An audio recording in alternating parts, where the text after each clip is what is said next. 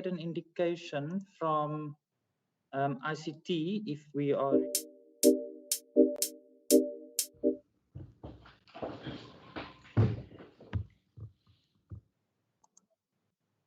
Chairperson, that's correct. We are ready. We may proceed. Thank you very much. Good afternoon, everyone. My name is Dalen Mitchell, and I'm the chairperson of the Standing Committee on Transport and Public Works. Members, before I go through the rules of engagement, I'm going to allow you an opportunity to introduce yourselves. Good afternoon, Chairperson. My name is Derek America, and I'm a member of the committee. Afternoon, Chairperson. Lulama Mvimbi, member of the committee.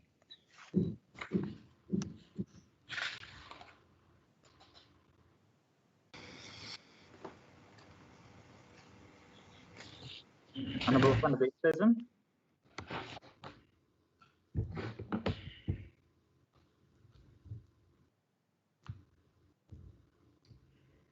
Honorable Van Westhuizen, do you want to introduce yourself just for the record? Good afternoon, Andrikus van der Westhuizen, member of the committee. Thank you very much, Honorable Van Westhuizen, and good afternoon, members. Just want to, for the record, table an apology received from Honorable Heron, if that can just be noted, the record. Members, I'm not going to go in detail with regards to the rules of engagement. I think we're all familiar with the rules of engagement, but there's just one or two things that I would like to highlight. If you want to draw my attention to a point of order that you would like to raise, can I please ask that you use the raise hand function? If you are experiencing any technical or ICT difficulties during this meeting, please also alert us in the chat function in order for the ICT staff members to assist. I'm now going to ask that ICT mute all microphones, and that we will hand over to Minister, to you. Welcome to this meeting, for you to introduce yourself and then also your department. Thank you very much, Chairperson. Good afternoon, members of the Standing Committee. My name is Bongos Metigizela, and I'm still the Provincial Minister of Transport and Public Works. I will now hand over to my team to introduce themselves. Advocate Renaka. Thank you, Minister. HOD. Here today, I am usually actually the Deputy Director General for Transport in the department. Alongside me, Minister, I have our CFO who will introduce herself. Good afternoon, everyone. I'm Advocate Chantal Smith. I am the DDG for Finance in the department, as well as the CFO. Minister, I think if we can pass it on to the rest of the team and they can come in. Yes, Acting HOD, can they quickly introduce themselves? Good afternoon, gentlemen and ladies. My name is Len Fury. I'm DDG of Roads.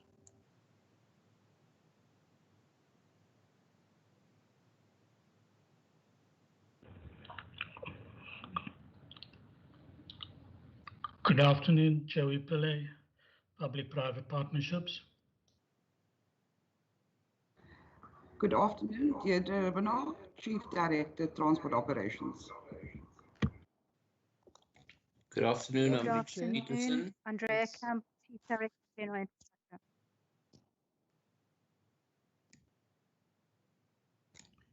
Good afternoon, Ramesh Maraj. Good afternoon, Chair. Yassir Ahmed here, Chief Director, GMT.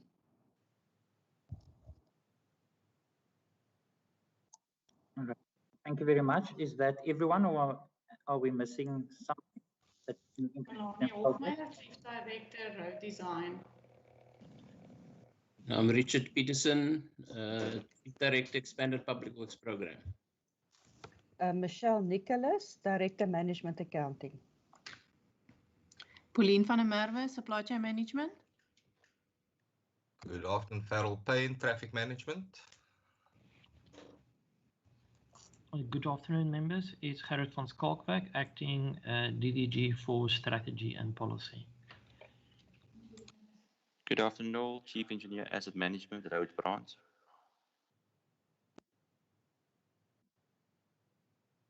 Good afternoon, Shane Hindley, Immovable Asset Management.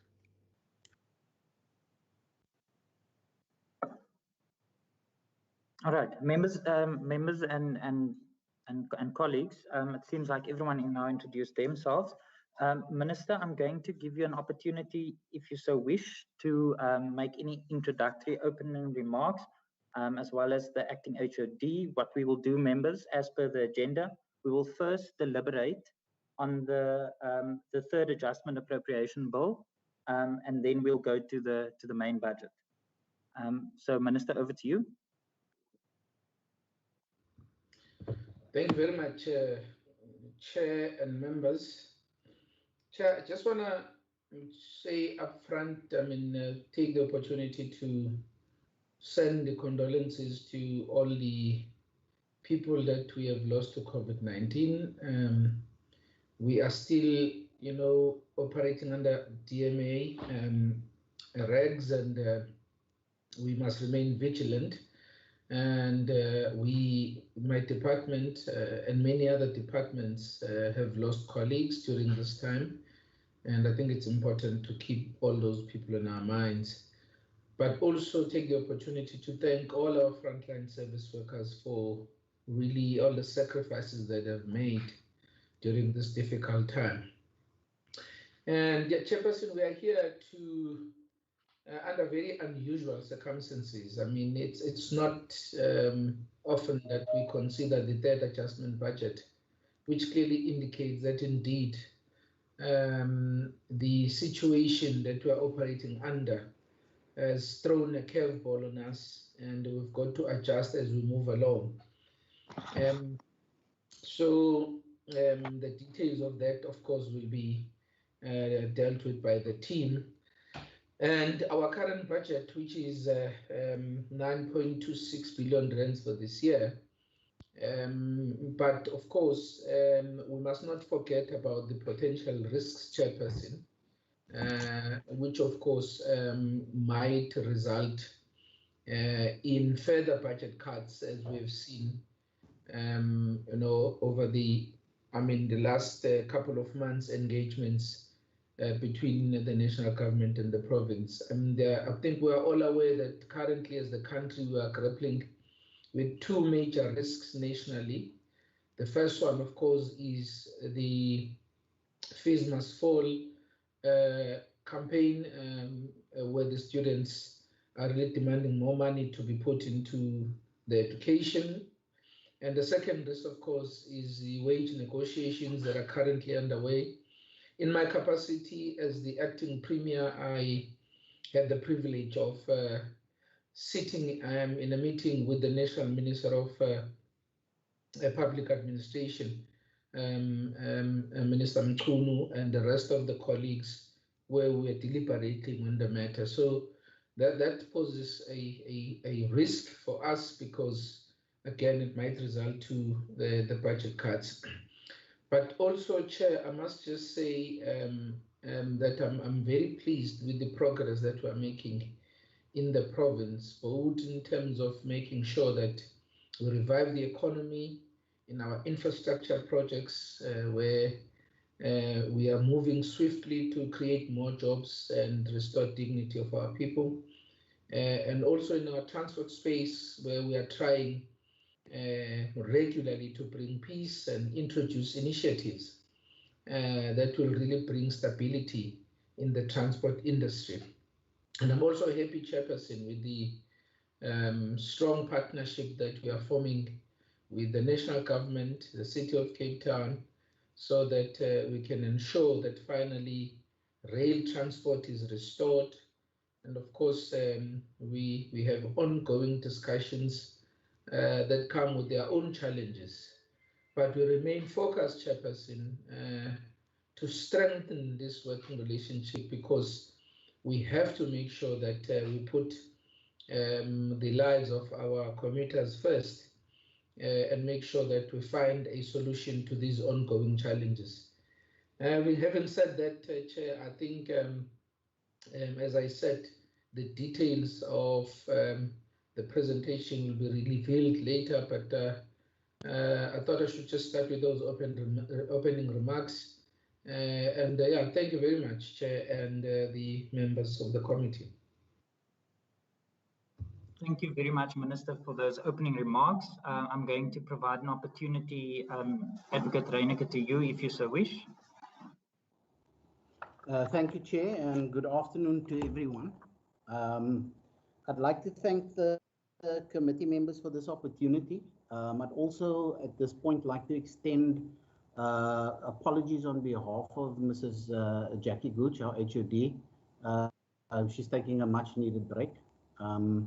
And before putting sort of my acting HOD hat on, I feel that as a member of the SMS of the Department of Transport and Public Works, I'd like to say that in my 20 years in government administration, I've never been so proud as I am now of being a member of a team. I know it will be looked upon as me being biased, but I believe that the work done in support against the fight against COVID was exceptional, and particularly under the circumstances in which the team had to work. The late nights, the sleepless nights, the selflessness shown by team members was inspiring to me personally. There were many in our department that sacrificed their family time to give their all in the fight against COVID. What I saw was the remaining silos within our department and in other departments being cracked wide open, and our department was marching sort of to the same drum, and that drum was our strategy. And a core tenet of that strategy was a citizen-centric approach. And at the heart of every decision that we made, we asked ourselves the question, what is good for the citizen? And what was good for the citizen in 2021 financial year was a massive collaborative effort across all government departments to fight the pandemic. And this collaborative effort can be seen in the work that we have done over the past year. The provisioning of quarantine and isolation facilities for COVID positive patients. The construction of the hospital at the CTICC, the Hospital of Hope, and all the work that went into that. The Red Dot project with a partnership, was a partnership with the taxi industry to move patients between Q&I facilities and from their homes to Q&I facilities. The Red Dot Light project was a partnership with the taxi industry to transport nurses to work on time. That was at the time when the regulations prohibited public transport from operating. And the Red Dot Light project that sort of responded to congestion at hospitals by taking and bringing patients home after they had been discharged. And that collaborative effort, you don't only see in the work, but you will see it also in the third adjustment budget that we here today for. You will see that collaborative effort in the surrender of a 16 million rand to the revenue fund, so that it could be given to the Department of Health to support Red Dot Light and Red Dot Light transport services. And you will also see the relaxation in the budget, a relaxation of the conditions to allow us to use the money to support the Transport Department of Health in their fight against COVID. As the Minister said, we are busy with the unusual year, and I suppose it's reflective of the challenges that we have a third adjustment budget. It's certainly something unusual.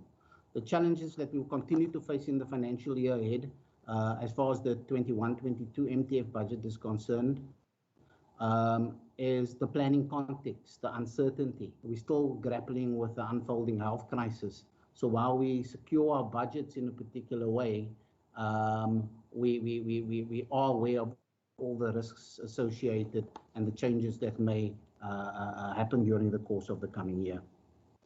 The budget is crafted sort of on an assumption that we have sufficient managerial and operational capacity that can be maintained over the planning period. The risk to that managerial and operational capacity obviously includes the sustained pressure that we're getting to curtail COE, the ongoing wage negotiations, that there's obviously the potential to lead to destabilization in the labor market, and it can put further fiscal pressure on our department. And as I said earlier, the crisis that we sort of sitting with at the moment, the health crisis. And taking into account the strategic intent of the department and the effect of COVID-19 on the fiscus, the current and projected state of the economy, the resulted reduction in the provincial equitable share, we needed to revise the baseline of several items and initiatives, Chair. A key principle adopted during the budgetary cycle was that all programs would share in the equitable share reductions. But the reality was that due to the size of the cuts and the fact that we are an infrastructure delivery focused department, a large portion of that reduction had to be borne by the infrastructure delivery programs. Another factor we needed to obviously to take into account was the significant reduction in the 22-23 financial year.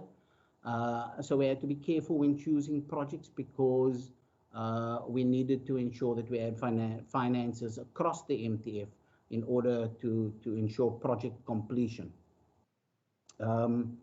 As we come to focus on the year ahead, our infrastructure side, on the infrastructure side, it is the preservation of the condition of our paved and gravel road network, which we will be focusing on, and obviously the maintenance of our public buildings and so forth. And we will be leveraging off existing as well as new partnerships in funding and delivery.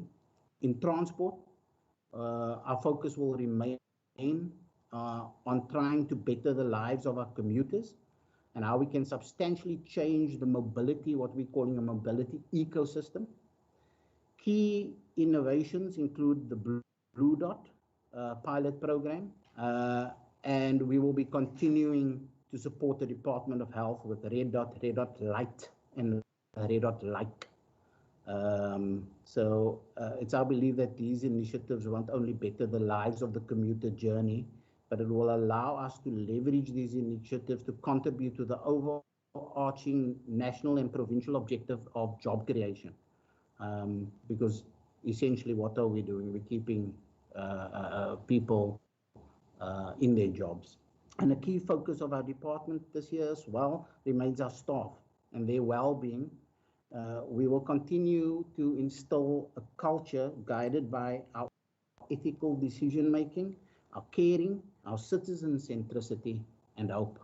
And that's the opening comment I wish to make, Chair. Thank you very much.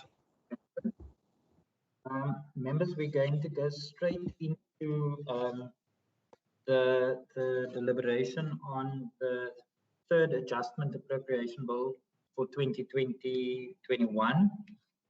You have received from Mr. Kutsia a presentation both on the adjustments as well as on the main budget yesterday. So I'm going to allow the department to take us through that presentation, and then I will officially table the various pages of the bill for deliberation. And Katrina, over to you. Thank you, Chair. If you just allow me a moment to access.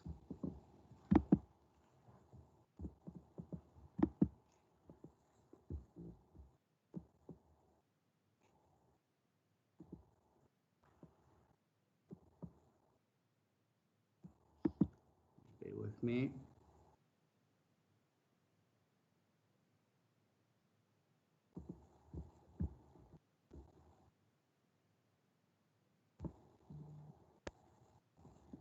Okay, can everyone see that? No, that's the wrong one. That's the wrong one.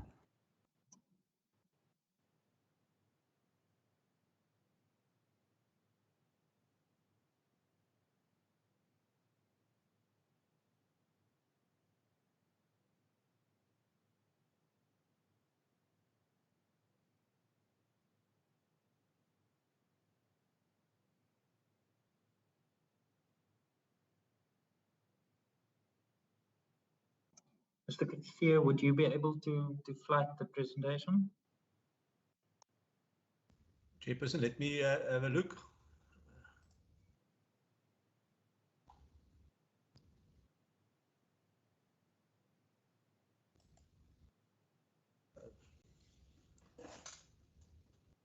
Chair, there you go. Is it visible? It's only the one slide on the third adjustment estimate. Yes, it's visible. Advocate Reiniger.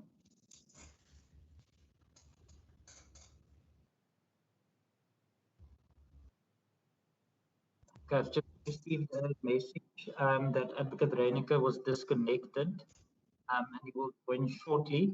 Can I hand over to Advocate Smith?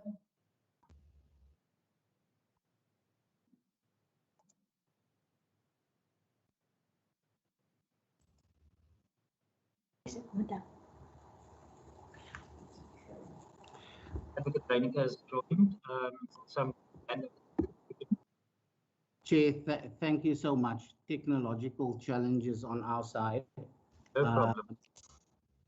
But I'm glad that Mr. Kutsi has opened up the presentation as well.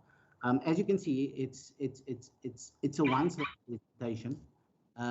Essentially, the third adjustment estimate is, as I said in the opening comments, a surrender of the 16 million to the Provincial Revenue Fund so that it could be reallocated to Vote 6 to support the Red Dot Light, which is the movement of nurses between Brackengate and their homes, because that's not on a public transport route, and Red Dot Light, the movement of passengers to and from hospital and their home. And then the other thing is a relaxation or a change of the description of the allocation of funding to our department from quarantine and isolation facilities to call it COVID-19 transport and facility response, which includes quarantine and isolation facilities, field hospitals, and transport-related initiatives. This then will allow us to utilize the money to take a burden off the Department of Health by utilizing the allocation that we received for that purpose. Right, thank you very much, Advocate Reiniger. Colleagues, I'm now going to open up for questions, but I'm tabling pages 57 to 61 if you have the hard copies, and if you're working from the PDF slides, pages 75 to 79, as well as the introductory remarks by the Minister and the acting HOD, as well as the slide for questions if you so wish.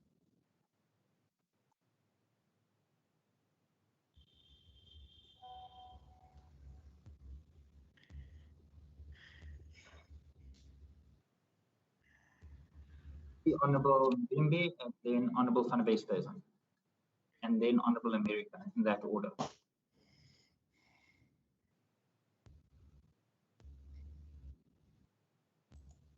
Honorable Bimbi, I think you're on mute.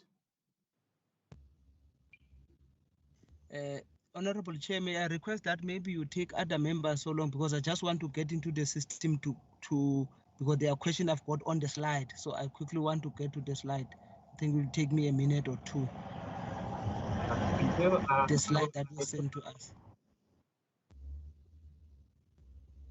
Honorable Van Westhuizen. Yes, thank you, Honorable Chair. Chair, just a very quick one from my side. Can we just get on record the assurance that the surrendering of the 16 million rand will not affect the annual performance plan, or if it does affect the annual performance plan and its targets, or to what extent will it be affected? Thank you. Thank you very much. Enrico?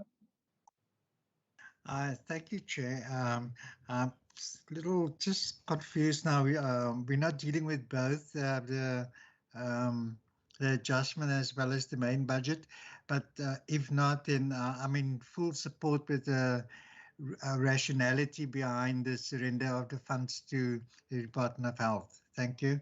But I've got other comments I'd like to make regarding the main budget. Thank you, sir. Thank you very much, Honourable America. Just for the record, members, we're dealing with the adjustments first, and then we'll move over to the main budget. So I want to conclude this part of the meeting, and then we'll move over. Honourable Mvimbi.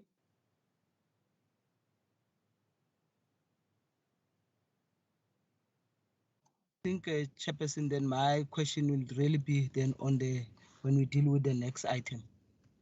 All right, thank you very much. So it seems like there's only one question from Honourable van der Westhuizen.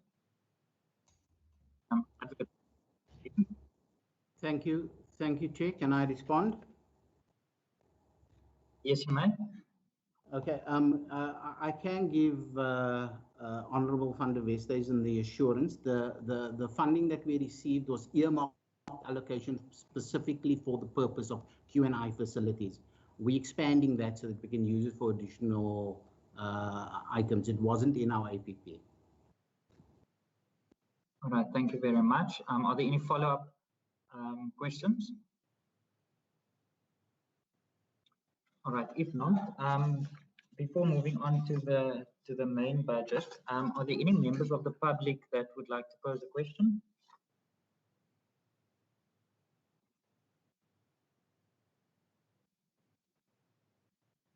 If not, I'm going to move on. Members, we'll deal with the resolutions and adoptions at the end of this meeting, to deal with both at the same time. So, Advocate Reiniger, we can now move on to the second item on the agenda, the main budget. Again, members, you have received a presentation yesterday. I'm going to allow the department to take us through that presentation before tabling the pages for deliberation. Thank you, Chair. Chair, can I ask your Mr. Kutsi again to put the presentation up, please, Chair, because of the challenges that we've experienced? We'll do so, Chairperson.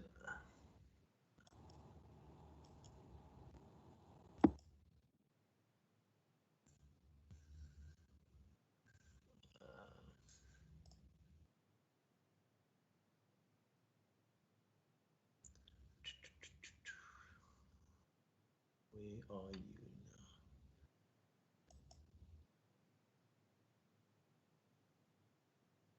So just bear with me, Chairperson. Now I'm struggling a little bit here.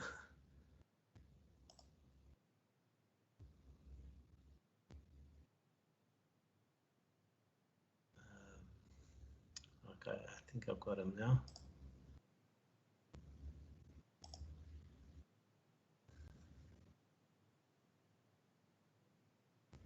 Is it visible, Chairperson?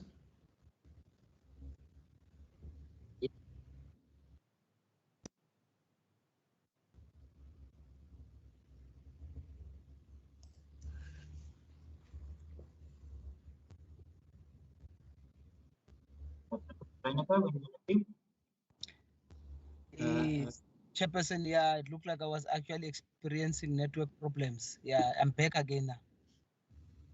Welcome back, Honourable Mvimbi.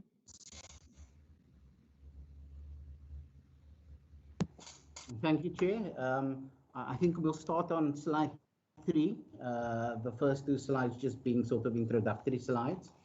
Can we put that in presentation mode, please, Mr. Johannes? Mr. Kutsi? Here we go. Thank you, sir.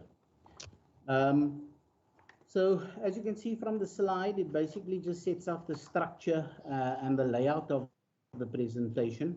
And during the course of this presentation, I hope to empower sort of the standing committee by providing detail on the budget available in the department and how it is made up, how the budget is being divided amongst the programs, and the major initiatives being planned by our department in the coming year.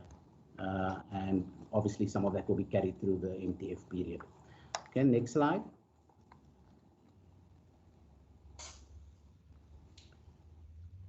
So from this slide, this is just a high-level summary of our vote.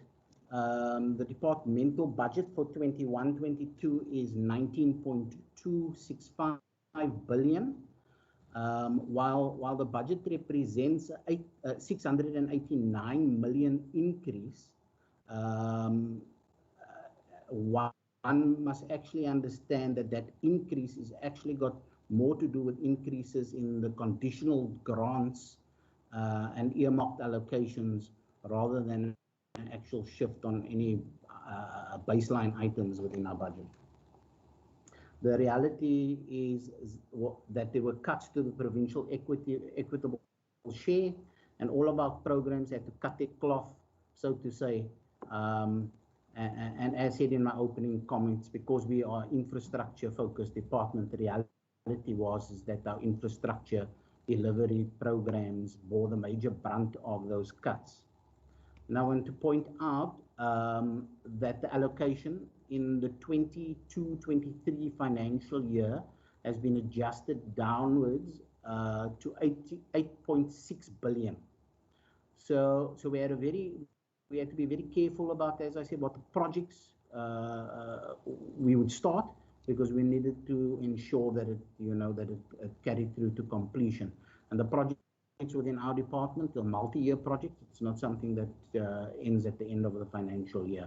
And that is so with sort of the nature of infrastructure projects. In 23-24, the budget is not much better. There was a marginal increase from the 8.6 million to the 8.8 billion from the previous year. And what actually makes up the increase is, and if you look at the slide itself, you will see it's listed there, the quarantine and isolation facilities, the roads infrastructure project funding, and so forth. And you can see at the end of the slide, we talk about the conditional grants and the additional grants, conditional grants and the blue dot projects. The conditional grants in total, the increase was 9.5% across all grants. And so you can imagine, because we're dealing with massive road maintenance grants and grants for the public transport operation grant, that with 680 million is largely the increase in those conditional grants, etc. Next page.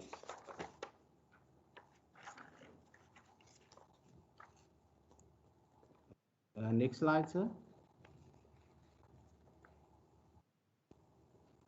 Okay, so how are we going to use our budget in the coming financial year? Just very briefly to give you an insight into our strategy in our department. Our department has embarked on what we call a massive transformative purpose, and in terms of which we want to transform the lives of our citizens. We call it #JustDignity, because we want to make sure that our citizenry leads dignified lives. As you can see, I'm obviously behind the times because I didn't put the Just Dignity right next to the hashtag. I don't think there's supposed to be a space, but I will probably wait for our communication people to tell me that after the presentation. And in order to ensure sort of the dignity of our citizenry, we want to be guided by ethical decision making and be guided by citizen centricity. And what I've done in the presentation is to cluster our initiatives under 4 themes. And the themes are, in essence, a fusion of the provincial VIPs, our strategic plan, and our provincial recovery plan. So under the mobility and spatial transformation sort of theme, we would like to create a spatially transformed province where our citizens live in well-connected, vibrant, climate resilient, sustainable locations, and that they move around efficiently on safe, affordable, and low carbon public transport. Achieving spatial transformation with an emphasis on human settlements, land issues, public transport, governance, productivity, sustainability, and sustainability of urban centers. How we do that is the public transport operations grant. We administer public transport operations grant, and you will see that that is in the vicinity of 1.1 billion rand, and that is provided to subsidized bus transport in the Western Cape. So that's one of the ways. The other one is the George Integrated Public Transport Network, and that is in essence, most members would have heard the Go George service, and it is a quality bus service that we roll out and we administer with our partnership in the municipal, with the partnership of the municipality in the George area. The Blue Dot project that has recently been launched, and that is an incentive-based initiative aimed at empowering the taxi industry and also aimed at ensuring that commuter services are safe and better quality of service for the citizenry and the commuters. Then we have the bicycle project, and there we hand out bicycles to for various sort of communities, some schools, some were given to essential workers, and that bicycle project then supports that.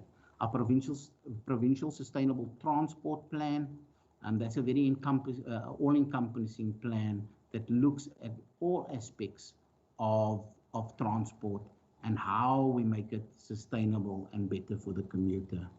Rail support, you would have seen the REU things coming through, and what we've done is we've broadened the definition because there are particular risks as to whether PRASA is going to finally come on board.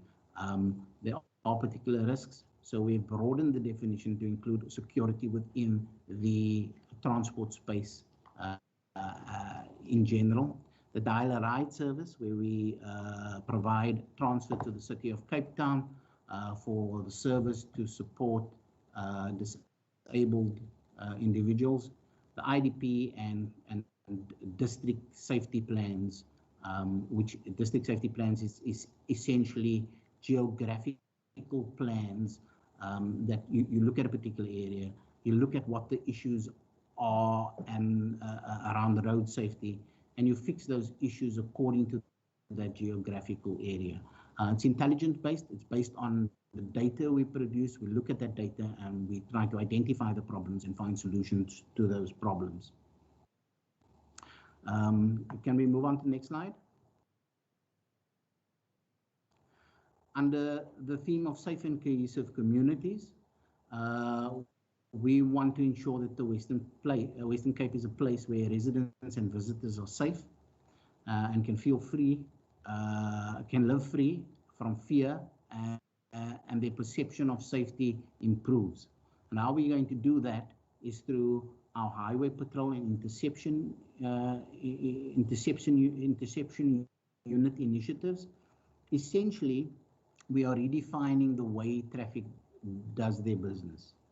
The idea is to move away not only from road regulation, but to move into the interception of crime on our highways and to prevent crime before crime occurs. So that's what the idea is with the highway patrol and interception unit. We also will continue with our transport hub work, and that transport hub is not only an operational tool, but it is also a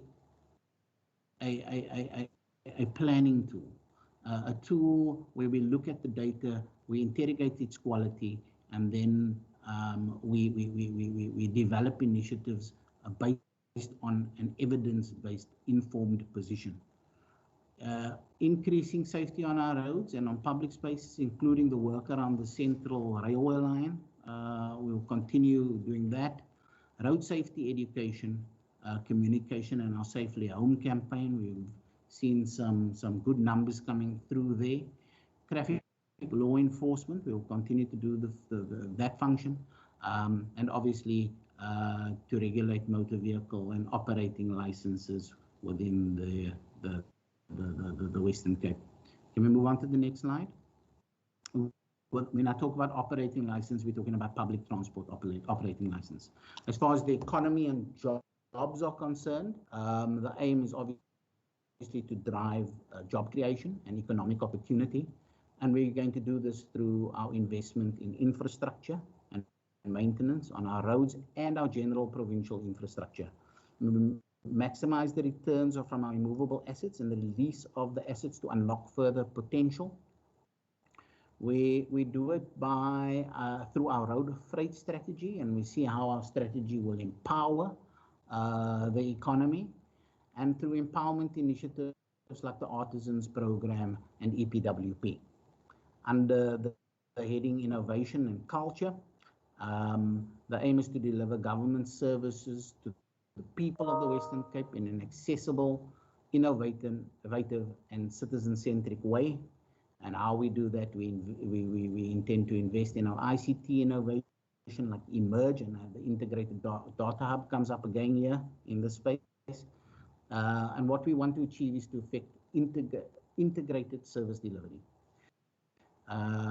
We also, through innovation, under the Innovation and Culture headline, want to enhance planning and budgeting through a joint district and metro approach. Can we move on? Chair, I'm going to ask that I pass the ball over at this point to Michelle Nicholas within our department, if that's okay. That's in order, Advocate Reyneke. Good afternoon, all. I hope you can hear me. This slide here is just a guide to assist members today to find their way around the heap of books that you received on transport and public works. So you will see here I've given you the pages on the annual performance plan that relate to the different programs that you will find on the budget book. So you can use this to find your way around. For example, if we're talking about program 1, you will find it on pages 44 to 46 of the APP and pages 485 to 488 on the EPRE. So that is just for your guidance. The next slide. This gives you the summary of receipts. Basically, in layman's terms, it gives you all the purses that the money that finances us comes from. So you will find the equitable share there, which is basically our direct funding that comes from national, our taxpayer-based funding. And then we've got the conditional grants, the financing, and the departmental receipts, which is our own revenue, our own income that we use to boost our budget. You will find that our equitable share is 43.6% of the total budget. Conditional grants make up 24%, financing 10%, and our own receipts 21%.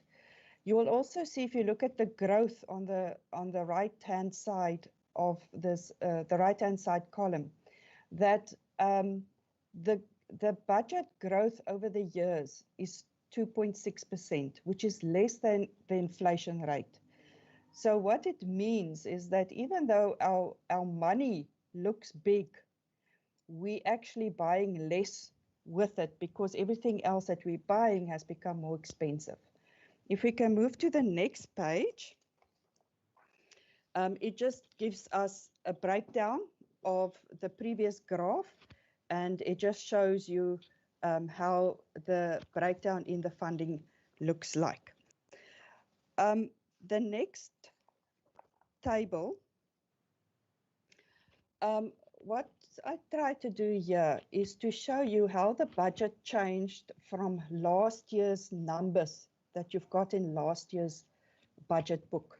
So the top line there, indicative allocations, 884,300 was the indicative budget that we had for 2021 last year when the budget was approved.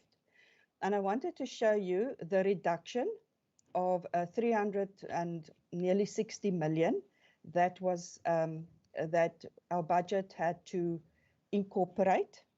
That reduction is 4.1% of the original indicative allocation. As the acting HOD has already explained to you, that reduction had to be carried. It was a decision that we made. Everybody had to carry a portion of the reduction, but due to the size of the reduction and the limitations we have with regards to conditional grants, the biggest portions were carried by the infrastructure programs. Then we got additional funding. And for year one, you will see that the additional funding is 782 million. And then it goes down to 200 million and 300 million. Now, the reason why year one is so much higher is that because of COVID, a lot of things, or a lot of budget decisions had to be adjusted during 2021. And what we did is we received money for Q&I, of which a portion of the Q&I, 200,000, we actually carried over to the coming year because we have to prepare for the third wave. Then, due to the lockdown where the infrastructure programs could not function for 3 months, there was some infrastructure projects that we had to carry the money over into the new year because of the slower delivery rate. And then the same for the CYCCs. Then there was various shifts from other votes for certain purposes, as well as over-collection on revenue in 1920 that we requested Treasury to please allocate to us to try and manage some of these cuts that we had to carry on top. The only additional money we really got was a bit of money for conditional grants, the Blue Dot project, the Blue Dot pilot, sorry, as well as funding from the new project preparation facility for planning, enablement and mixed use development. So if you look at the totals at the bottom, you'll see that year one increases by 4.8% based on the original budget that we had for 2021, but that the outer years decrease. And this makes it quite difficult from a planning perspective, especially in the infrastructure environment. The next slide basically explains to you what I've just explained on this slide. The only thing I want to add is that when it comes to COE at the bottom, the cut on COE is not easy to manage in this department because a portion of our COE, we actually invest in the training of traffic officers, artisans and build sector professionals, which means that we have sent people on training courses and we've sent people to university to get engineering degrees and etc. And some of these people we need to take up in our department because the original idea was that we have to strengthen the scarce skills we have need of in the department. So in our case, just to note, COE only makes up 12% of our budget, and that drastic, not thought through cuts on COE is difficult for this department to manage sustainably. I think now I'm just going to give over to Mr. Reineke again. Thank you. Thank you, Michelle. Then if we look at slide 13, I want to focus sort of on the budgets available in the different programs. And if you look at the column, it is the sixth column, the 21-22 financial year. You can see that obviously the transport infrastructure branch has the major share of the budget, and that obviously goes without saying because roads are expensive. So that's our roads branch. And then just above that, the 2.3 billion sits with public works and also infrastructure department. So you can see they come in second there. And if you go to transport operations, you'll see 1.7 billion for transport operations. I wish to point out that of that 1.7 billion, 1.1 billion is a grant in the public transport operations grant. And so there's absolutely no discretion when it comes to sort of the funding there. When we go to transport regulation, the 933 million is primarily made up of bums on seats, our traffic officers, and obviously ancillary services that come with that, like, for example, fleet costs and so forth, that comes with having a force. Can we move on? If you look at the budget per program, this is just another representation of exactly what I basically said, with percentages. And so that's sort of the same thing, but what you can see is the different years, and you can particularly see, for example, the dips between the 21 and 22 financial year. Okay, can we move on?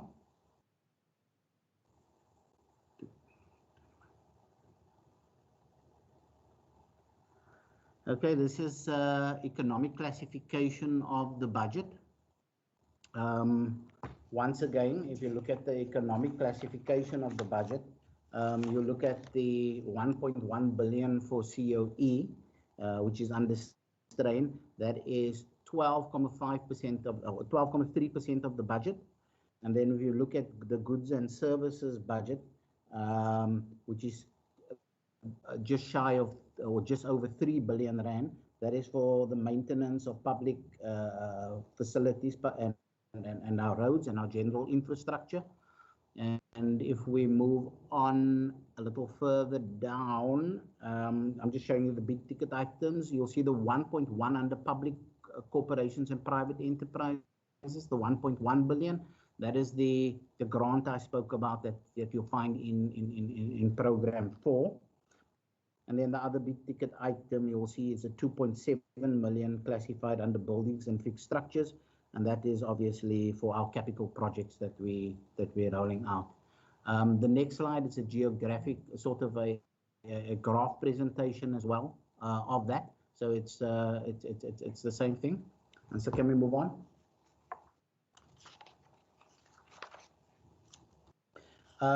Now, can I ask that we move on to 2 slides ahead, please?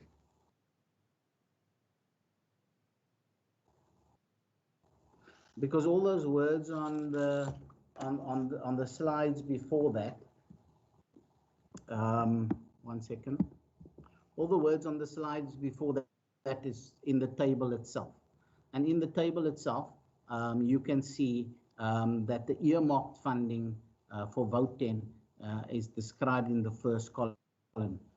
Emerge 60 million, planning preparation for 13 door 10 million, certain planning projects 5 million, Risper Street Phase 2 for GMT, 24 million. Then we have the child and youth care centers, 84 million.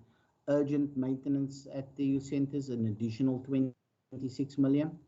And refurbishment of office accommodation of education, 20 million. There's the 200 million for Q&I facilities. And the other big ticket item, I suppose, would be the 150 million for Blue Dot. So that is basically, I think, our budget sort of presented.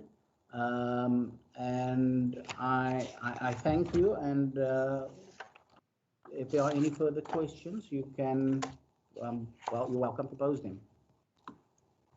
Thank you very much, Advisor, for the presentation. I'm now going to allow you an opportunity to ask questions, but before I do that, I'm officially tabling, if you're working from the hard copy of the book, pages 453 to 541, and on the PDF from pages 478 to page 566, as well as the presentation just delivered. I tabled that now for deliberation. I see Honorable Mvimbi and then Honorable America.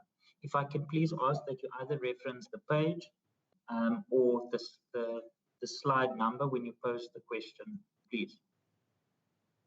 Honorable Mvimbi, Honorable America, and Honorable van der Westhuizen.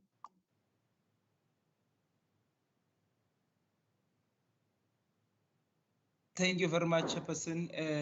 Please bear with me. I know you might be getting some noise in my background. Unfortunately, where I am, there seems to be some unavoidable construction, but I'll try and be as loud as possible. Oh, we are extended, okay. Sorry? I know it's the neighbors, and I can't say they must stop the work that they are doing, you know. All right, I wish. Honorable Mvimbi and Minister Madikizela, can you please not get into a dialogue? There is still a chair, and can you direct your questions to Advocate Reyneke, Honorable Mvimbi? Yes, apologies, Chair. Chair, just 2 or 3 questions, Chairperson. My usual question I normally ask at the committee is around the question of the department time and energy and discussion on issues of transport in the area of public works. And public works, I mean in terms of immovable property in the form of land and buildings of the department. And even in the budget, there seems to be a very minimal attention that is always given to that. Now, if I look at the budget, the minister, maybe that can be the question. I know normally you and the HOD normally disagree with me on this matter.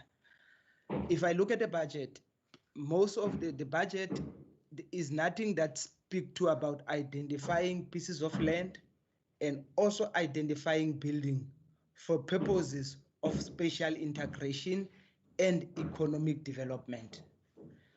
I see there is a big amount that is put for accommodation, refurbishment for the Department of Education. Was there no way that some of the money can be used in terms of identifying some of our buildings within the middle of town and refurbish those to make them livable and affordable houses for the working class and for residential purposes? So my question is that maybe are there plans like that? And then if there are plans, why has that not been accommodated in this budget? The second question will be on the issue of the CYCs, the Child Youth Care Centers. I see it's quite a commendable project. Maybe if you can get an indication as to where these are located geographically, it might assist. Then on the second last question, Chairperson, will be the issue of, if I look at the Blue Dot project, there's 150 million once off budgeted for. I don't see any recurring amount for the coming year? Or is that project just earmarked for this year, for this current financial year that we are busy with, and there won't be any money allocated for future? And last question, Chairperson, I don't know the minister and the acting HOD. If I look at the budget, is there maybe, because everybody is talking about the third wave. In the beginning, everybody talk about the second wave, and people were not believing it might happen. So there is the possibility of a third wave hitting us is very high. Now, I see some of the major quarantine centers have been closed because we have seemed to have closed them during the first wave of the pandemic, and we almost hit some problem on the second wave.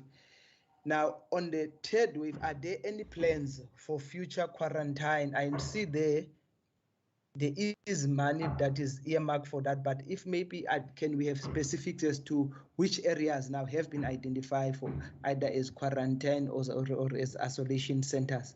Thank you, Chairperson. Thank you, Honourable Deputy. Honourable Speaker. Thank you, Chairperson, for giving me the opportunity to make an input. And pardon me in advance if I may jump around in terms of page reference numbers as you requested. Thank you, Advocate Reinecker, for the presentation. I think it is fairly sort of clear in terms of a concise summary of what the budget contains. And I may add also perhaps from the outset, we make reference to a main budget, but we know it's an indicative budget, and there will be further adjustments along the line that may impact upon our spending priorities. Now, having said that, Chair, I want to start off with on page 471. Reference is made that there's a review of the master accommodation plan that's done in the context of the changing work requirements of an office space following the pandemic. And also it is stated that complete master plan precinct plan for Helderberg will be used as a template that could possibly be replicated for developing a multi-facility or multi-use precinct. Can we just get a little bit more clarity with regard to the sort of using the Helderberg sort of precinct plan as a possible template for replication? Then on the following page regarding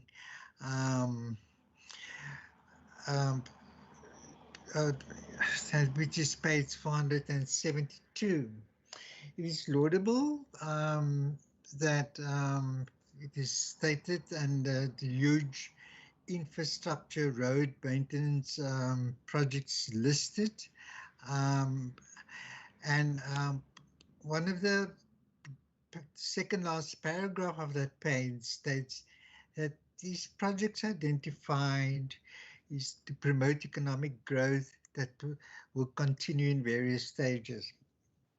Now, Chairperson, I was traveling from Jeffreys Bay in September last year, and I took the N2 to Jeffreys Bay, and when I came back and I took the road less traveled, which is the Langeberg Road R62.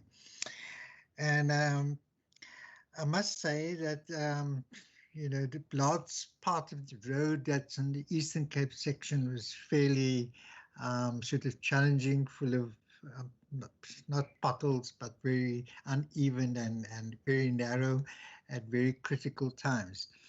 But when I got to the border of the Western Cape and the Eastern Cape, and it's the N7 between Uniondale and Jobertina, I could see that it was not complete at the time, but that whole new road, you had the white portion of the Eastern Cape on the one side, and on the border you have the upgraded and even and wider Western Cape upgrade. And for that reason, Chairperson Advocate Reinicke and his entire team can justify it when he expresses his pride of being part of this department. It shows the difference that we make in the lives of the people of the Western Cape. But I must add, Chairperson, our road infrastructure that is being maintained and developed by the department does have a number of challenges. And I may add, and I will specify specific areas where I think that projects are taking too long. And I make particular reference of the project in Ashton, between Ashton and Montague. That project is taking forever to get done. They recently started resealing the road between Ashton and Swellendam, and that project was rapidly sort of also completed to a large extent.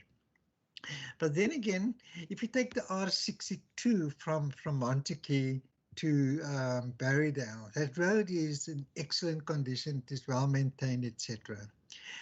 But if you go in Montague and you just go past the Caltex garage in Barrydale, and for me, it's like entering the Eastern Cape, because it's a 1 kilometer stretch of road between on the R62 between the garage and Tinley Street is the last road on that piece of stretch of road. The condition of that road is not very good. The pandemic impacted hugely on the town because it is a tourist town.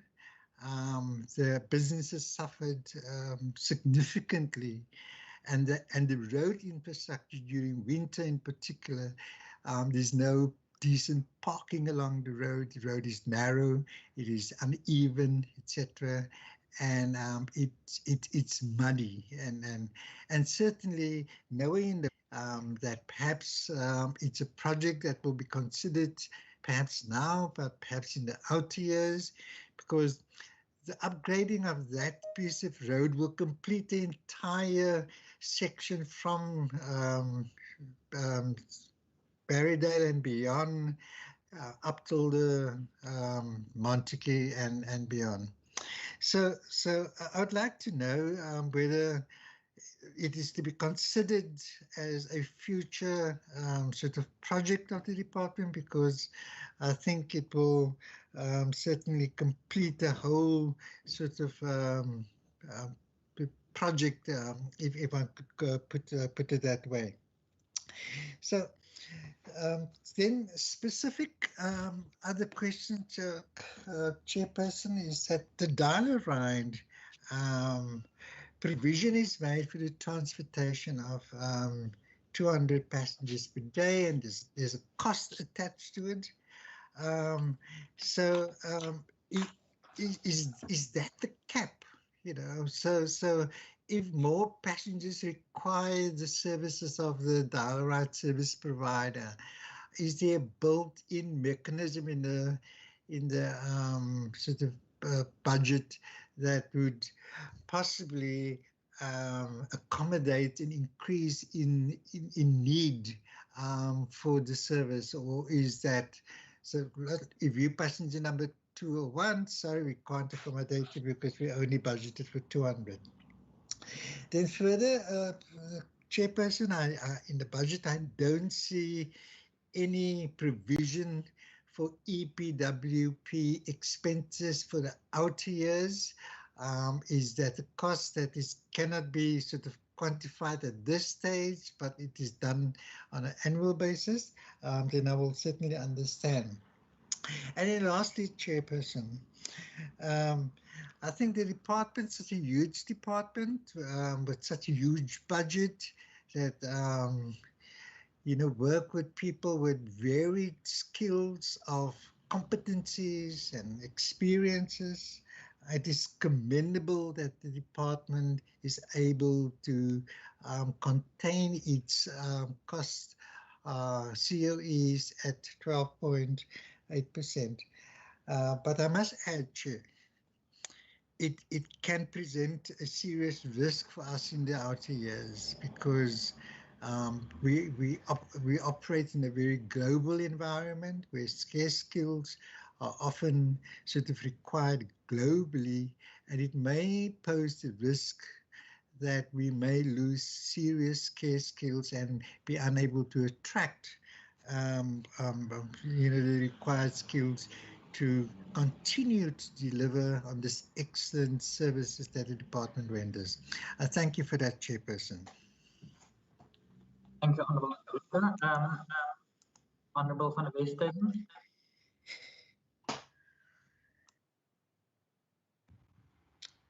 Thank you, Chair. And thank you to Mr. Reyneke and the other colleagues of his for the presentation. Chair, I've got a number of questions, 5 questions to be specific. The first one on slide 15, where it has been referred to and also in other places regarding the 150 million for the Blue Dot incentive. If we could just get an indication of what percentage, and I presume it would be an estimated percentage, of the minibus taxi service in the province will be reached through this incentive in the upcoming year. The second one is on page 483 of the estimated revenue and expenditure document for 2021. In terms of, 2021, 2022, I presume, what is the options to grow the co-funding of infrastructure? It seems to me the heading there is public-private partnerships, and it seems to me as if there are some individuals, private individuals and entities in the province that would be willing to contribute to certain infrastructure projects, almost like in the old days when we used to know it, when school halls were built and the parents were asked to contribute R1 and then the province would contribute the other R1. And that was an incentive for people to do local fundraising and to muster funds for infrastructure. And my question is just to what extent would that still be an option? Because it seems to me as if the department has done better in previous years than over the last few years.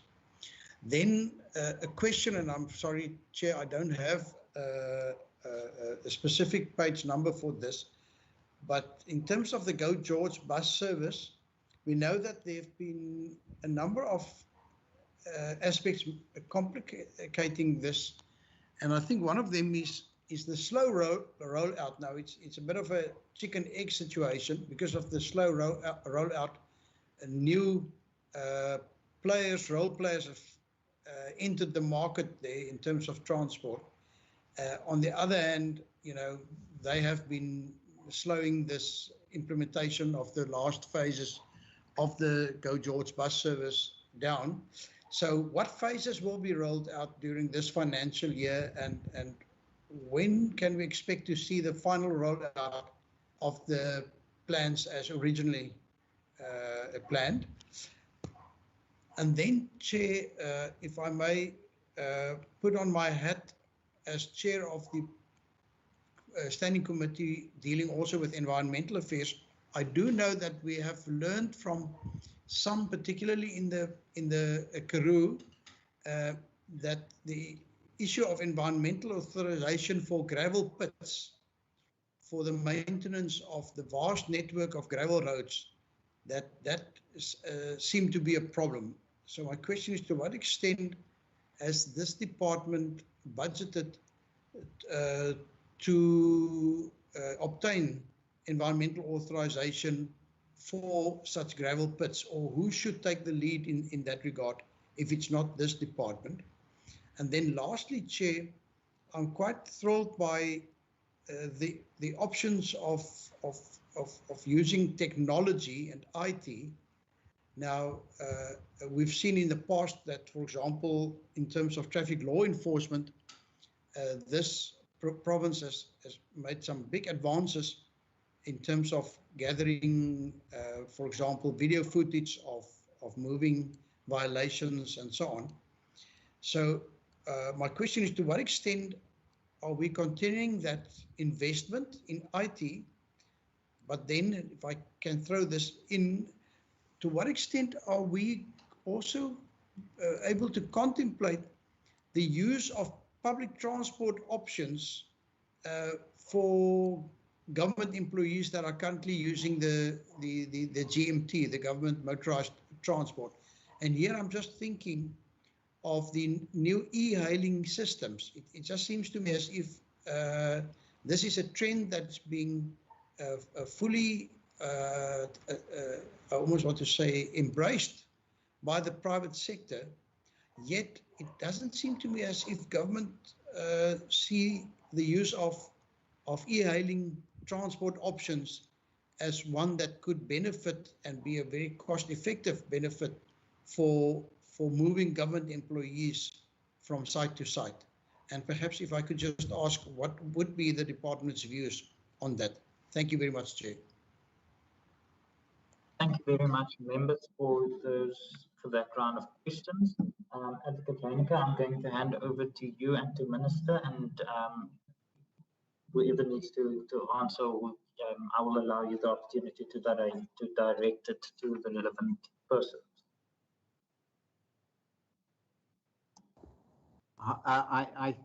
Sorry, can I just come in there for a second? I think that our minister wanted to answer a particular question, but... Thank you. I do want to answer Member Mvimbi, and I'll leave the rest of other questions to the colleagues, but I do want to answer Member Mvimbi specifically to three questions. No, it's two questions. I think it must be understood that the mandate of this department is not that of building houses. I don't want people to suddenly think that I'm nostalgic about where I'm coming from, and I think we need to clarify that. And this question keep on coming up. We are not the Department of Housing. However, we do make properties available to that particular department. And recently, we have made a number of properties in the city center. And the program and the pace with which those houses are going to be built, of course, then that is the responsibility of the Department of Human Settlements. And I need to clarify this as well, because I think it's a terminology. We don't transfer land to departments. When the particular Department of Human Settlements write to us and show an interest about a particular piece of land, what we then do, we make that land available to the department, whether it's through land availability agreement, or we give them the power of attorney to build their houses, and then deal with the transfer to the end user at the end. Because I remember that a member of this particular committee asked a question and gave the impression that when we said we have made pieces of land available to the human settlements we were lying, or I was lying in particular. And I think it must be understood, we don't just willy-nilly transfer pieces of land to the department. So we make those pieces of land available, of course, following a number of processes. And I think that needs to be understood. So we don't build houses, but we partner through that particular process with the Department of Human Settlements. But I do also want to dispel the myth from Member Mvimbi, because the impression is given that we focus too much on roads. And perhaps I want to take Member Mvimbi to page 479, because I think that is the page that tells the story of where our commitment is. I mean, we are an infrastructure department. And if you look at the biggest chunk, because we are construction-orientated department, and if you look at the biggest chunk of our budget, it goes 3.8 billion rands goes to transport infrastructure. And I don't think we should then confuse transport operations with transport infrastructure, because that is about construction of our roads and transport networks. And the second biggest slice of our budget goes to public works and infrastructure again. Which is almost 2.4 billion rands. And the chair and colleagues, that doesn't include the infrastructure projects that we do for health and education, which takes then this budget for public works and infrastructure, I mean, way above 2.4 billion rands. Now, if you look at those two items, that should tell you that our major focus as this department is infrastructure. I mean, we invest in infrastructure massively. And then the third is transport operations, which is only 1.7 billion rands out of 1.9 billion rands. And then the transport regulations, which is 933 million. Now, if you look at how this budget is structured, that should tell you that actually our focus as this department is infrastructure, whether it's your schools, whether it's your hospitals, whether it's your roads, and whether it's our buildings, but offices, but that is where the chunk of our budget goes to. It might be that perhaps we spend a lot of time dealing with problems that we have in transport operations, in your minibus taxi industry, etc., etc. But it does not mean that we don't pay attention to infrastructure, which is our core mandate of this department. I'm sure Advocate Renke will also elaborate on this. Now, the blue dot, and I think this is the question that was also asked by Member van der Westhuizen. I think we agree that we are piloting blue dot after the lessons that we've learned from the red dot. And what is envisaged here going forward? If the blue dot becomes successful, because before we even started this pilot, we really engaged a number of people, starting with the Premier, starting with the Cabinet, engaging the Cabinet, engaging the National Department, because our view is that we really need going forward to change the transport operations grant so that if this becomes successful, we are able then to continue with it using the national and tapping from the national grants, various grants that we are getting from national, so that we then tailor-make these grants to respond to this positive outcome of the blue dot. And that is why we said let's pilot it first. And the pilot money, as you know, comes from our own revenue, which we took from our trading entity. But what we envisage going forward is that the grant, if this is successful, as we saw the successes of Blue Dot, the grant then must be restructured in a way to respond to it, because we want to make sure that we revolutionize the taxi industry going forward using the initiative like Red Dot and Blue Dot. Over to you, Advocate.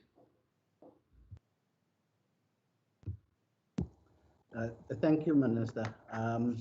I think that you've answered sort of two of Member Mwambi's questions, and I think on the Blue Dot question that that came from member, I think it was member America as well. I just want to sort of add to the Blue Dot sort of narrative. It's all 8 regions that are part of the pilot. And so the industry is it's sort of a representative of the industry in all of the regions of the Western Cape. The percentage is 1,300 out of the 15,000 operators. So that's just under about 9%. I think member America asked specifically how much percent. Oh, sorry, member Van der West hasn't asked exactly how much percent of the industry is benefiting by this. Then I'm just going to answer 1 or 2 questions, which sort of falls within my domain. And I'm not going to do what HOD does and try and answer every question. I'm going to rather give it to the DDGs who are better capable of answering the questions in their areas. But within my area, the dialer ride service, the question was posed about the cost and the cap. And essentially, the dialer ride service is a City of Cape Town service, not a provincial service. We subsidize it, and the plans are made within the City of Cape Town. What we do know is that the cost as it stands is it's a very expensive cost and it's prohibitive, and that the City of Cape Town are reviewing how they deliver the service. They're looking at more economical ways, and so work is being done to see how you get with the budgets to get a further reach in the dialer ride, with the dialer ride service. Then the extent of the IT investment, absolutely. We continue to invest in the IT investments. You will see that there are allocations for both Emerge and for the transport hub. And obviously we continue with incremental improvements in both spaces. So that is continuing. And then with regards to the Go George rollout, before I pass it on to my colleague, there was another question, if you just bear with me. The GMT sort of, or the question relating to the utilization of e-hailing and staff transport.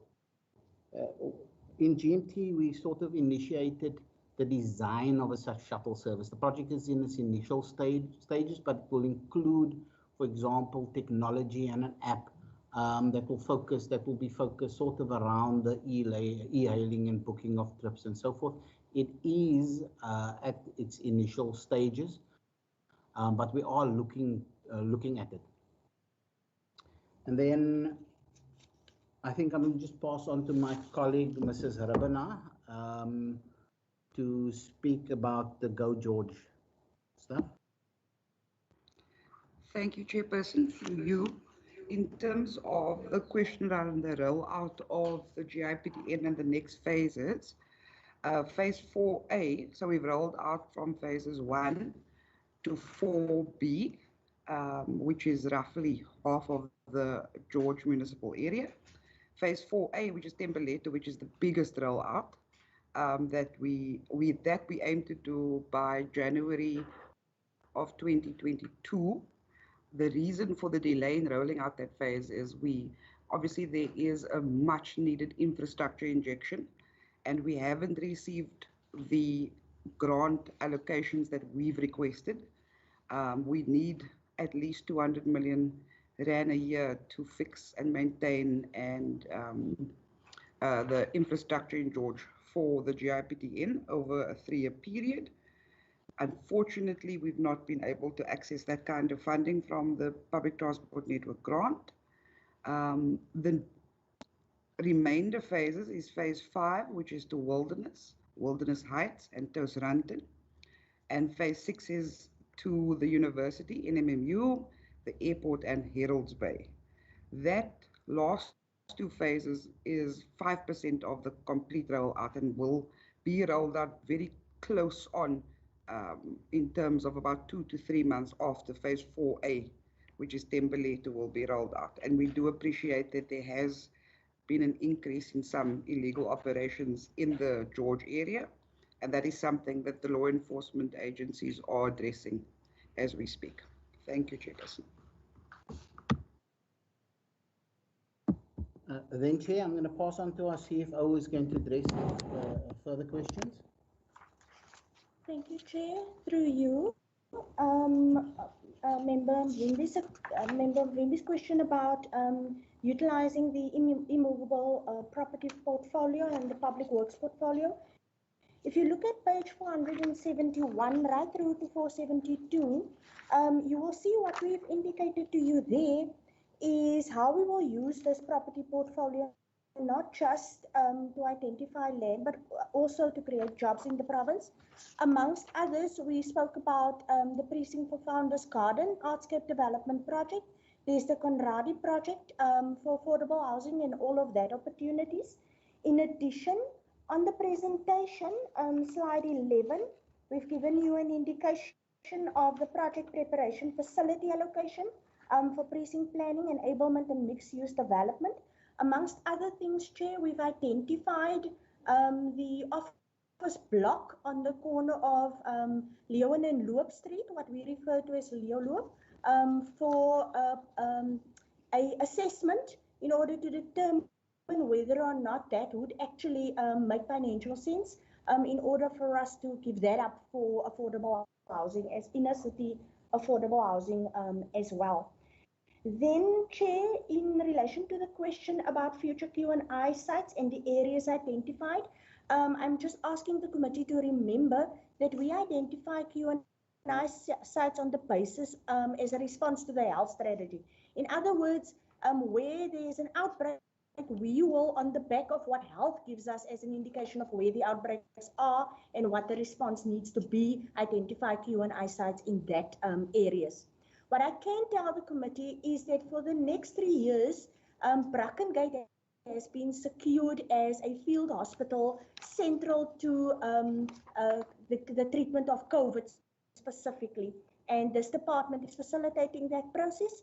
And a part of why we wanted the relaxation of the interpretation for Q&I facilities was so that we could actually pay on behalf of health for the leasing of Brackengate.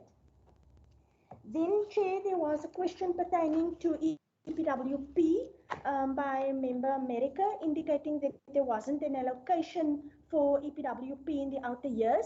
I'm just asking that there's a distinction drawn between EPWP and the program, which is Program 6, community-based programs. There's an allocation for community-based programs in all 3 years, but EPWP is an incentive grant. There is an annual allocation that is being made, Chair.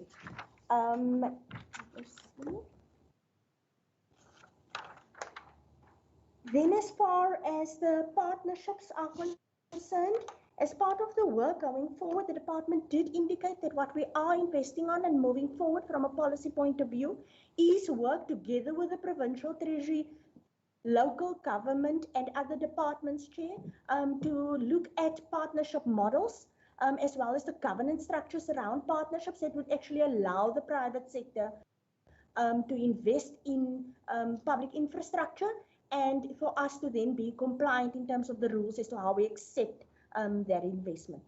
Thank you, Chair. Then, Chair, I'd like to pass the ball, so to say, to Mr. Len Fourie to ask to give feedback on the Ashton and Montague project, if he can, and the bridge or the road between the bridge and the Caltex garage, as well as the issue relating to gravel pits. Mr. Fourie. Thank you. Through you, Chair. Let me first start with although it wasn't a question, but the slowness of the Aston Montague project and also the Aston Swellendam project, on both these projects, which were, especially the Aston one, was obviously from the beginning a very long, more than 3-year planned project. But on both these projects, unfortunately, the appointed contractors went insolvent in the middle of the contracts, which needed us to redefine the work and reissue and retender the jobs to new contractors to complete the job, which in both cases took more than a year. So that is the reason why those particular 2 projects seem to get so long to completion. As far as the question is about the road through Barrydale between the Caltex garage and Tinley Street, that project is not on the department's program at the moment, for the simple reason that that portion of the road does not belong to the department. It's not our asset. That portion of the road is a municipal main road, belongs to the municipality of Swellendam. And it is a road, or a road that carries subsidy. So the municipality is free to approach the department to see in what way we can help them to upgrade or to rebuild their main street. But we must just remember that all, the subsidy regulations are ruled by law, by regulations. So all the items is not necessarily are not subsidizable. So the municipality must understand that certain of the works, should a contract be either put out there by themselves, or if they cannot do that, they can always approach the department that we help them with that. But they will have to understand that they will have to carry a certain portion of the costs of non-subsidizable construction items. But the basic answer to the question is that it is not on our program because it is not our asset. From the borrow pit point of view, the other question, the borrow pits and how we're making progress with that, the question was, as far as I can remember, of whether we have enough budget or whether we have a budget to authorize borrow pits. That is true. It is a portion of our budget that is normally contained within our consultant fee budget.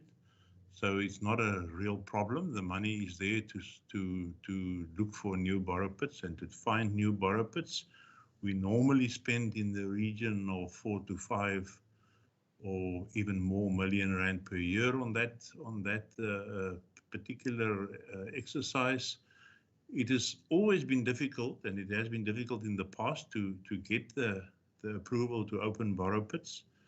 We must remember that it's not that the environmental part of it has been included in the process which we need to get mining authority from the Department of Mineral Affairs to open a mine. So the environmental process goes together with the application to open a mine. And unfortunately, there is no middle route, and the law doesn't allow for anything else than if we want to open a borrow pit, we need to apply to open a mine. And it's a very cumbersome process. It needs a lot of studies and approvals.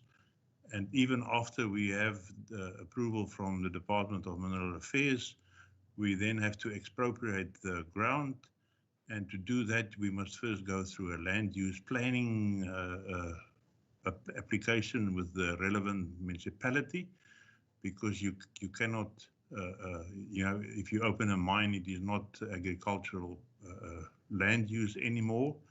And after all of that has been approved, which normally takes also more than a year nowadays, the area must be fenced, and you must appoint a mine manager, and you must appoint occupational and health people, and you must run the operation like a mining operation. And we have calculated in the past year or two that cost us about R500,000 per borrow pit at the moment, the whole process. And obviously, if the borrow pit is then not very large and you're not going to get enough material out of it, then this may become an uneconomic proposition, and you may rather want to buy the material than to open a mine. So after saying all of this, we have made good progress with the Department of Mineral Affairs. We have actually, and I can report, and I've checked the figure with my people while I had the time, that we have in the previous year been successful in getting mining applications approved for no less than 55 pits. But again, having said all of this, you may have as many borrow pits as you may want to have, but if you do not have a proper roads budget that is growing, then you cannot afford to spend too much money on gravel roads. And we have said that repeatedly in the past couple of years in our reports, that the budget is not big enough to maintain both the surface network and the gravel network. So we have to make a choice. You must want a good gravel road or a good surface road. It is one of the two, and we make our choice that we will spend the money where the most vehicles or the most traffic is, because that is obviously the most economical way to go. That's it so far, Chair. If there are anything that I've missed, then please just ask me more. Okay, and then I'm going to ask Mr. Hindley to come in now to speak about the master accommodation plan. The detail you'll also find on page 56 of our APP, and also to come in on the Alderburg precinct issue.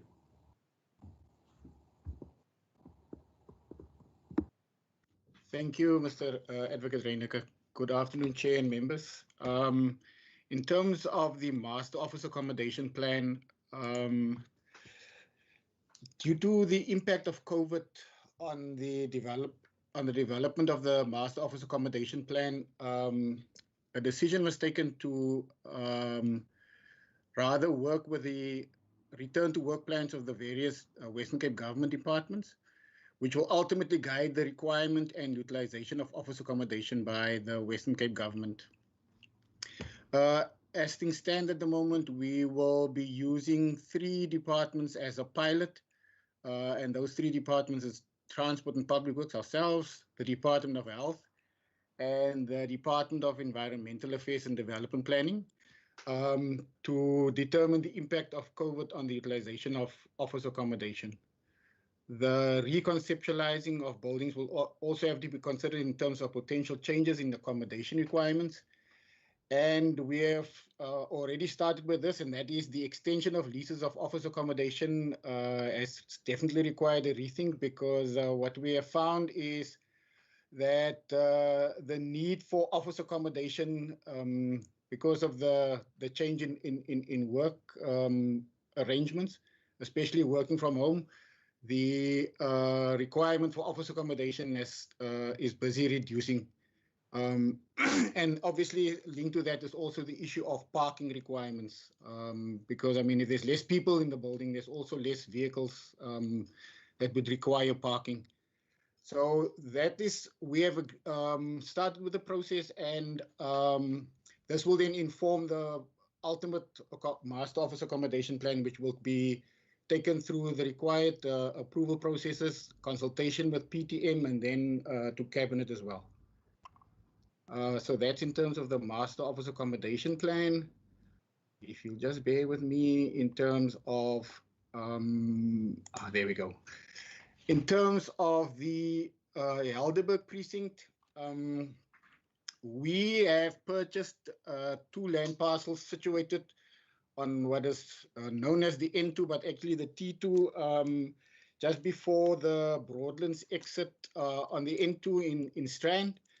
And the plan is to construct the replacement for the Helderberg Hospital on a portion of that site, and also, excuse me, 2 schools. The planning being done at the moment is to treat this as a single integrated public service precinct, as opposed to like it would be traditionally. You have your hospital, you have your schools, and they operate as distinct institutions. The work to date has been on the establishment of a precinct plan, and through a design-driven process that firstly enables the allocation of land by the custodian, and secondly supports the required statutory processes to obtain development rights for the proposed development. So, we have conducted workshops, and in terms of the proposals at the moment is that it will probably be a multi-story regional hospital with sports fields along the site's interface to the N2. And there will also be, we are also considering the issue of that it also would have public value, because it is situated next to Nomzamo Lwandle. So that is what we are doing at the moment. And the intention is that what we do here is we would want to use as a template to roll out to other potential precincts where we have, which are in the ownership of the Western Cape government, but we have shared use in terms of the different users on the site. Thank you, Chair. Fantastic. Then I think the final question, can I ask Ms. Campbell to come in? And it's in connection with the locations of the child and youth care centres. Thank you, Chairperson. So the CYCCs, or Child and Youth Care Centres, are located, we have Vredelis, which is located in Elsies River, Bonnieton, which is in Kraaifontein, Lindelani, which is also in Kraaifontein, and New Horizon, which is in Easter River. We then also have 2 CYCCs in the outlying areas, the one being the Outeniqua Child and Youth Care Centre in George, as well as the Clanwilliam CYCC located in Clanwilliam. Thanks. Chair, and I think unless we've missed something, I think that concludes all the questions asked. Thank you, Advocate Reyneke, for the answers to the first round of questions. Members, do you have any follow-up questions on the answers provided?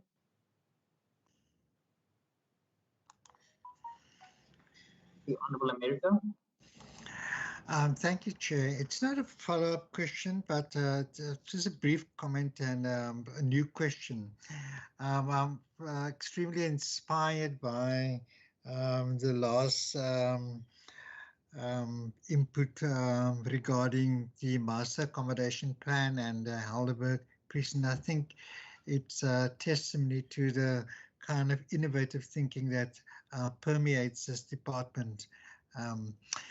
And thank you, Mr. Fourie, for that clarification with regard to the piece of Tennant Road that belongs to the Swellendam municipality instead of the province.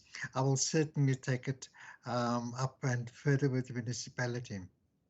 The new question, Chair, relates to, and I mean, it's a laudable sort of initiative in terms of the bicycle distribution project and program, and it's something that we can support, and we need to orientate our people to make more use of non-motorized means of transport.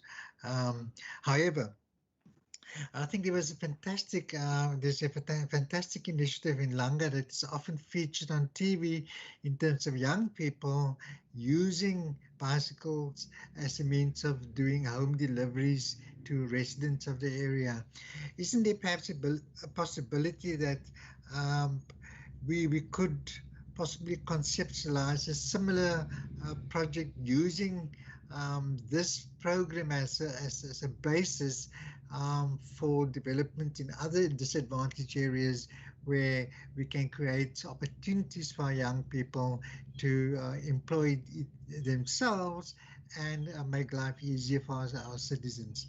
Thank you, Chair. Thank you, America. I think that I'm allowed to do a new question. I'm going to extend the same courtesy to any of the other members of the committee. If you have any new questions you would like to pose. Okay, it doesn't seem like that. So, Advocate Reinecker. Thank you, Chair. There's some construction going on here, so it's a little bit difficult at the office. But I think that the question relating to the bicycle project, I'm going to ask Ms. Rabana to come in here at first bite. Thank you, Chairperson. Through you, Honourable America, I think I didn't catch everything that you mentioned about the bicycle because of the noise. But just so for your information, we have a bicycle distribution framework, and as part of the distribution plan, last year we distributed about 400 bicycles to learners to as a fight into the COVID hotspot areas, and this year we're aiming to distribute about 1,000 bicycles, again to learners, to small micro enterprises to assist with the delivery of food from food gardens to the recipients. So I hope that captures or responds to the question asked. Thank you very much for that, Ms. Honourable America, do you have a follow-up? No, Chair, I'm satisfied with the response. Thank you. All right, thank you very much. Members, I'm going to allow you a final opportunity. If you have any further questions you would like to pose, you can just give me an indication. Doesn't seem like there's any further questions. I'm going to ask then if there's challenges, because ultimately I think all of us want to see a prosperous province, and this department being the department that is responsible for infrastructure development, which must eventually kickstart the economy, create jobs so that we can restore the dignity of our people. It is really crucial. And lastly, Chair, I mean, as we continue to grapple with the COVID-19 pandemic, we really, call upon all our citizens and, of course, members of the Standing Committee, constituency heads, so that we can continue to be vigilant. Remember, Mvimbi spoke about the looming third wave, and I think we are not out of the woods yet. We need to continue to be vigilant so that ultimately we can be vaccinated, or the 40% of our population can be vaccinated, even though the vaccination program takes its own time. Yeah, I mean, I lastly want to thank the team that I'm working with in this department. I'm really blessed to have the team of officials that are not only knowledgeable but very passionate about the work that they do. HOD, in her absence, is taking a well-deserved rest, and acting HOD, CFO, and all the senior officials, thank you very much for all the work that you are doing for the citizens of the Western Cape. And yeah, we have a lot of work to do ahead of us. And yeah, thank you very much, Chair. Thank you very much, Minister. Advocate Reinecker, is there any closing remarks from your side? None, Chair. I think our Minister covered it adequately, and I just want to wish his sentiments, the sentiments echoed by him, and wish to thank the committee on behalf of the department for all the work and the effort that you put in. Thank you. Thank you very much. Then on behalf of the committee, thank you, Minister and Acting HOD and the HOD in her absence, as well as all the officials for the manner in which we could engage today, like we do when we get together. Thank you very much for allowing and for answering the questions in an open, transparent and honest fashion in the interest of the citizen of this beautiful province that we all serve. With that being said, Minister, HOD, and officials, you are free to leave the meeting now. Members, if you could please remain behind online so that we can deal with the committee administration. Thank you, Chair. Bye. Thank you, Minister. Thank you all. Thank you. Thank you, Chair. Goodbye.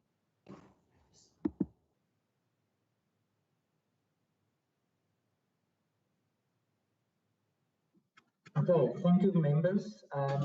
We've now come to the part of the meeting. The meeting is scheduled until 7 o'clock, so I think we have time to go straight into resolutions, if there are any resolutions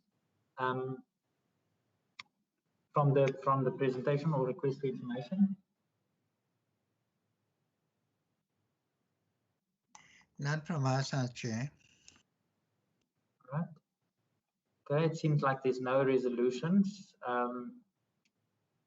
And this is on both presentations.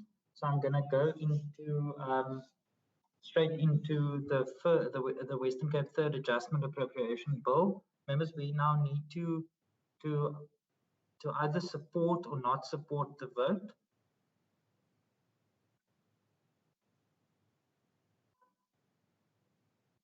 Is there any proposal? Chair, as I propose that we support the vote adjustment, third adjustment bill. Thank you very much. I will add my support to that, Chair. Thank you. I then ask Mr. Kusile, is it possible that you could to start the draft report? Honorable Chair. Is Honorable Chair, the ANC expressed its minority view not to support the vote. Mr. Kutia, did you get the minority view of the ANC, please, to be recorded?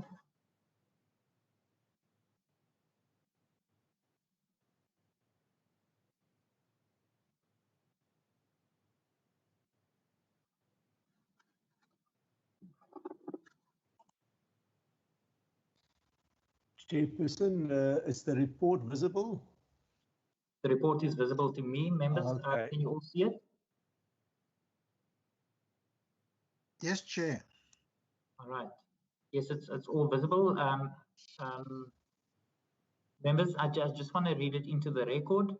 The report of the Standing Committee on Transport and Public Works on vote 10, Transport and Public Works, in the schedule to the Western Cape Third Adjustment Appropriation Bill 2020-2021 financial year, B3 of 2021, dated 18 March 2021, as follows. The Standing Committee on Transport and Public Works, having deliberated on the subject of vote 10, Transport and Public Works, in the schedule to the Western Cape Third Adjustment Appropriation Bill 2020-21 financial year, B3 of 2021, referred to the committee in accordance with Standing Rule 180, reports that supports the vote. In accordance with Standing Rule 90, the African National Congress expressed its minority view that it does not support the vote. I now table the report for adoption. Honourable Van der Westhuizen. I propose that we adopt the report. Thank you, Chair. Seconded. Thank you, Honourable Mvimbi and Honourable Van der Westhuizen. The report will be adopted. We then move on to the consideration of the committee report on the appropriation bill B4 of 2021. We either need to support or not support the bill.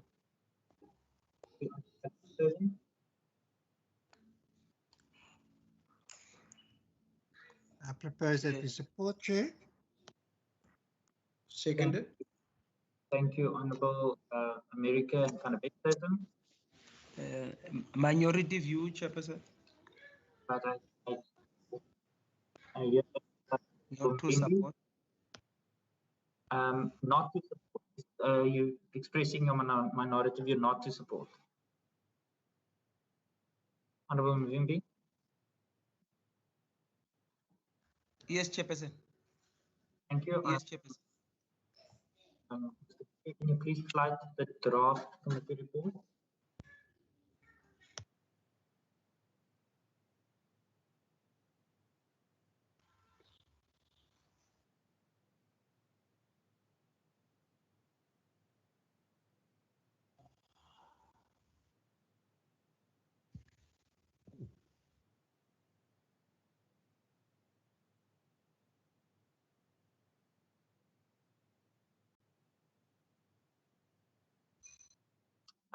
Yes, it is visible.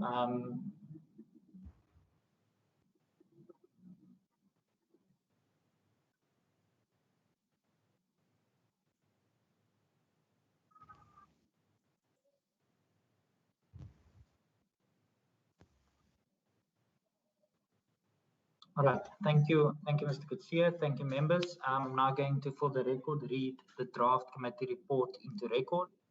Report of the Standing Committee on Transport and Public Works on vote 10, Transport and Public Works, in the schedule of the Western Cape Appropriation Bill B4 of 2021, dated 18 March 2021, as follows.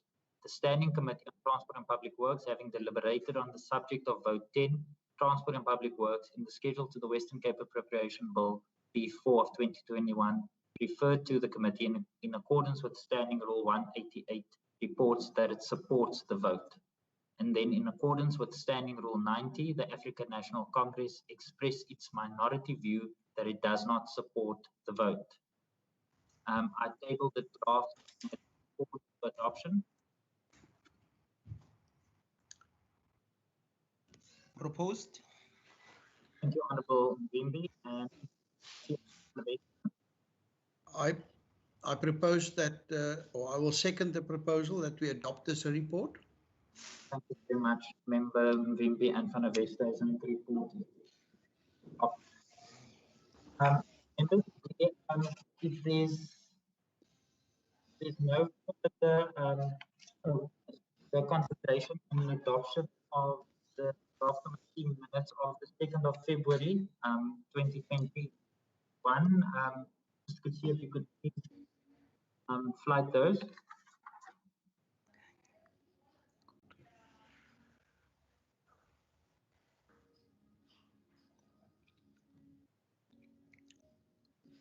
Thank you, members. Can you all see? Yes. All right. I table page 1.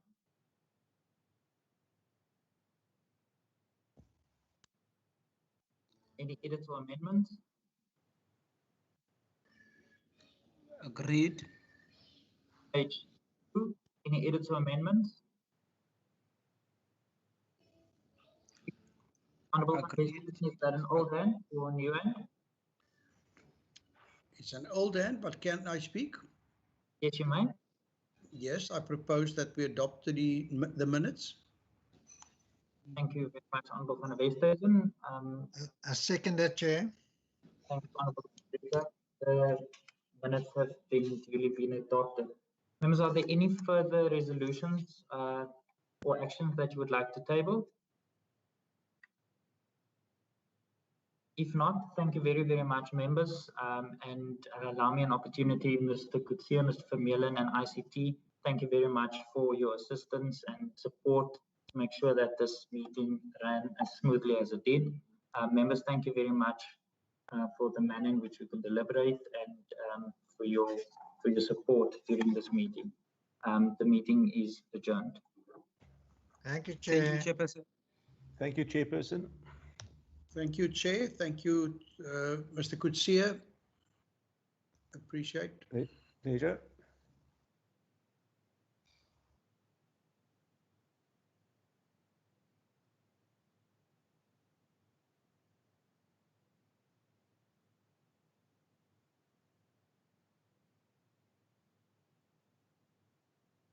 Thank you, Candace. Thank you, Nomfundo.